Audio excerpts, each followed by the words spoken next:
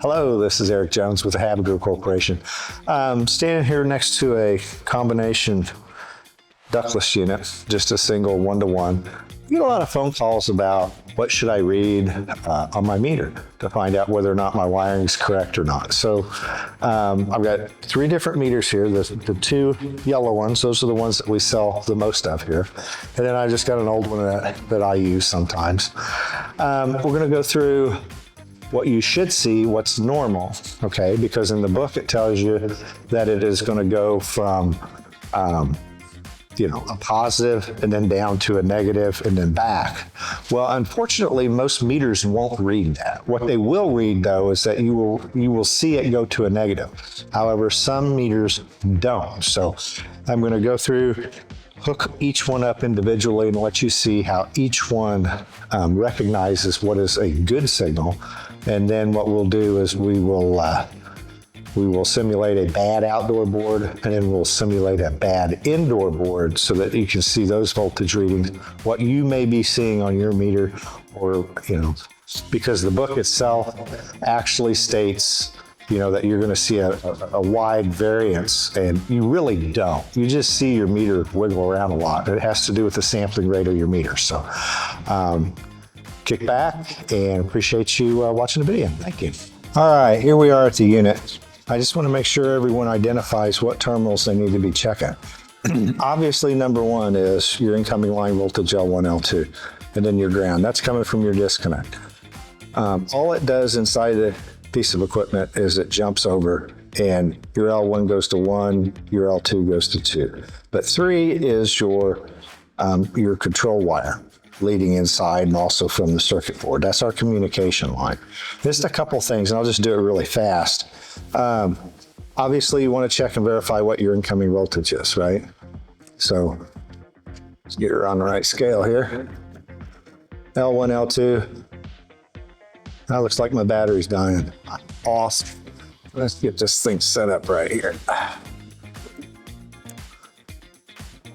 Okay, 215 volts. Right, that's what our UEI is reading. Our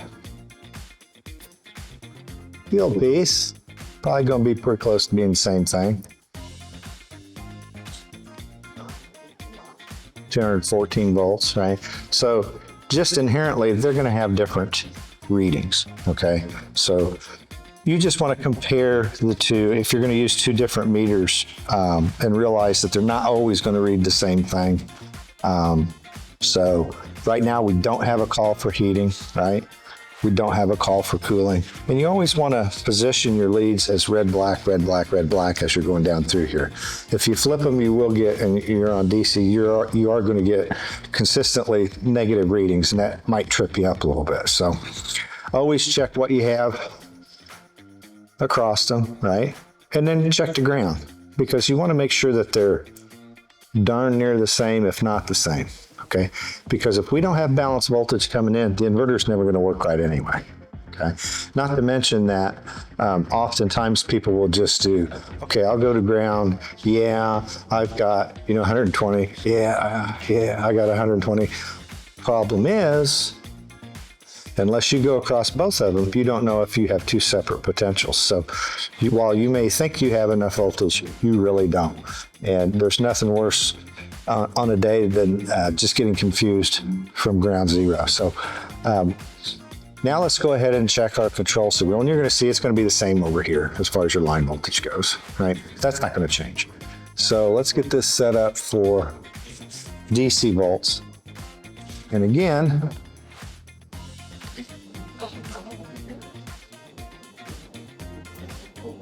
let's get this guy. We want to go red, black. So what we're looking for is we're looking for it to go from positive to negative and positive to negative, right? And you can see on our UEI, it kind of does do that. You see a little negative coming here, right? So that one kind of makes sense with what the book is telling you.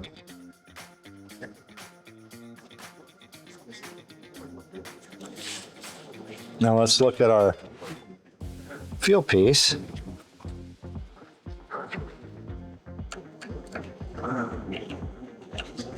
Dead on there.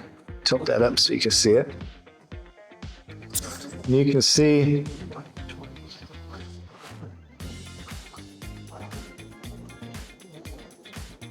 while it's moving around, it's really not reacting like the other one. And you're not seeing it go to a negative or anything, but you're seeing it pulse, okay? So that really doesn't coincide with what you would expect if you read the troubleshooting guide, okay? So that's one confusion right there. Now let me get this old piece of junk meter I've got. Ugh.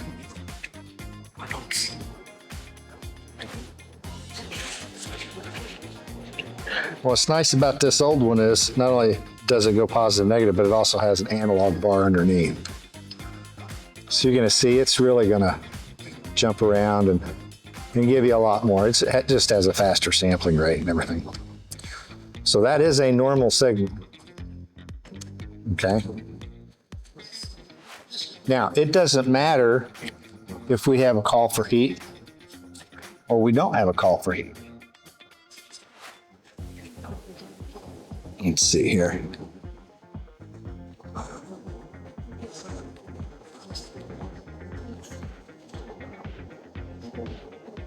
See if I can make this call. Yeah, now you got to listen for those beeps.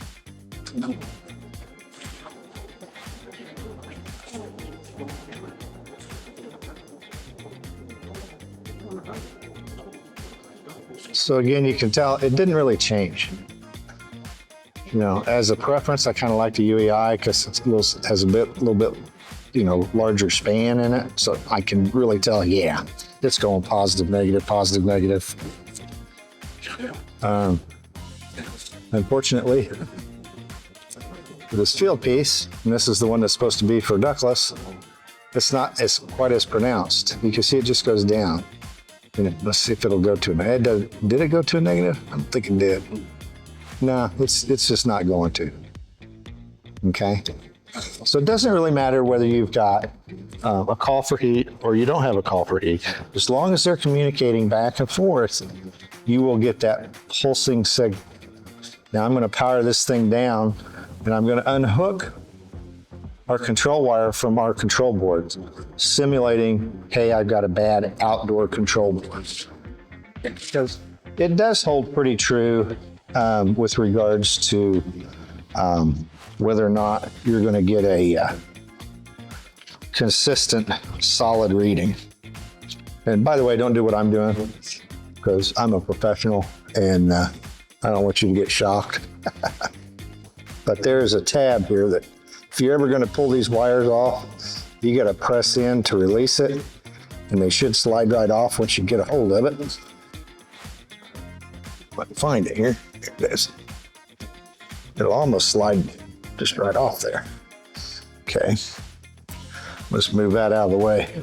So this is basically going to simulate, hey, I don't have a communication signal from my control board. You're going to see that it's just going to be just a solid. And again, if you go red-black, it's going to be a solid positive signal. Okay. Obviously, if you flippy-floppy them, it's just going to be on the negative side. So, but you won't get that back and forth, which is kind of what you're looking for. So you can see right now, it's just kind of hanging there. It's not really going up and down and changing, right? Move our leads around. We can stay positive or we can stay negative. It just, it doesn't matter. If it's not going, you're not seeing that negative flash. You're seeing more of a consistent reading. Now, eventually, we're going to read an E1 up there. We haven't yet, but we will. But it's not going to move that much. Okay? So that's what you're going to see if you have a bad outdoor board. Yeah, it's not reading E1 yet. It'll actually take a while before the indoor unit will go ahead and give you that dreaded E1 when you walk in there and you say, man, this stupid thing doesn't work. So I'm going to power this down again. And we're going to go ahead and put that, I think I'm going to wait a minute. We're going to go ahead and power that down. Wait till I hear all the clicks. And I don't have any DC voltage coming out at me. There's one other thing I wanted to show you. Let me reach by the camera here a minute, get the screwdriver. And that is, while that does have a DC voltage signal on there, you do not want to touch that S wire, because number 3 or S actually has line voltage on it. That control signal is just carried when your sine wave goes to the 0. So that's what they call their crossing error, okay? So I might just go ahead and show you that at the end. But now I'm just going to pull off the one going inside, and you'll see that rather than it stay that larger number, we should see a reduction in that voltage reading. It'll be, I don't know, 12, 13, something like that, they say. This out of here. And oddly enough, we have ring connectors on there, which is what they say you should use. But sometimes people do, sometimes people don't. They just cram wires under there, which is honestly a recipe for being frustrated in about 2 months, to be quite honest with you. So let's turn this guy back on. We're going to go ahead and turn it off, just so we don't have that background noise. But if we were trying to make sure I don't hit that, once you take that screw out of there, everything gets loose, so get in there. And see what you see now, and you'll see I have them on backwards. They just have a very low, consistent reading. It's not moving around much at all. Let me flip them back around now to go to positive, right? So don't get hung up on the positive, negative at all. Just realize, hey, I've got a really low voltage signal here on DC volts, and it's not communicating. So that gives you an indication. Either it could be your wires broken going inside, right? Could be, let me get our field piece on there. Could be that the indoor board's bad. Don't just assume the indoor board's bad though. So let's get this on here. Poke down in here. See if I can get that up there. So you can see here, because we have a different meter source, it switched on me, right? So that's a negative. So I'll turn it around the other way. It'll probably come back positive. So don't get too hung up on the positive, negative side of things, right? You're more concerned with the fact that it just stays low like that. Okay, everybody's meter is going to be a little bit different. And sometimes when we're talking to you on the phone, it's a little difficult for us.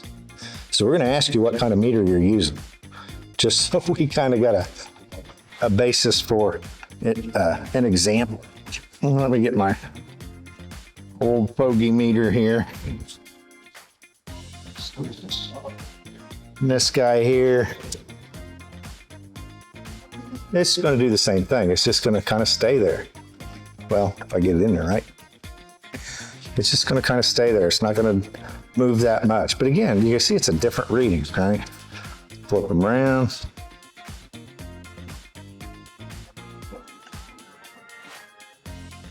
It's just going to not be very many volts. It's not going to be 20 some volts or 30 some volts. It's going to be very low, okay? And then there's one more thing I want to show you. Again, get a cycle power here so I don't get lit up. We will put this back together again. Just to illustrate to you why you don't want to leave any loose wires anywhere. Push that down. Put that back in there.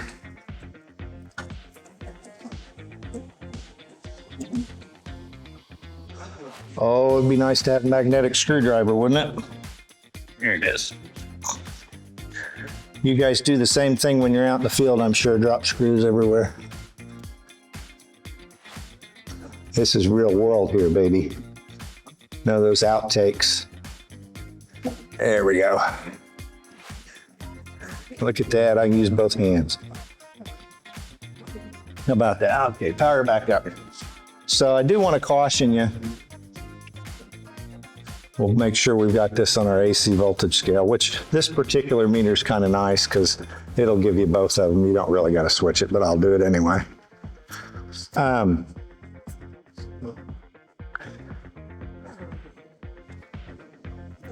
If I go to ground, I'm going to have almost 120 volts AC to there, right? Now, again, that's enough to light you up, especially if you're standing on a ladder inside, right? Because remember, the power for the indoor unit comes from this outdoor unit. So if you got somebody helping you and he didn't pay attention when you said kill the disconnect, and you go in there to unhook wires, you two may be having a confrontation a little bit later on, right? You won't like each other. So again, we'll show you here with the field piece meter.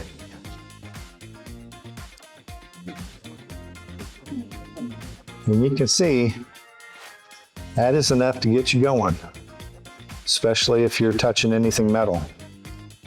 And you ground yourself. So you need to be careful while you're doing it. Don't be afraid of it, but always cycle the power off.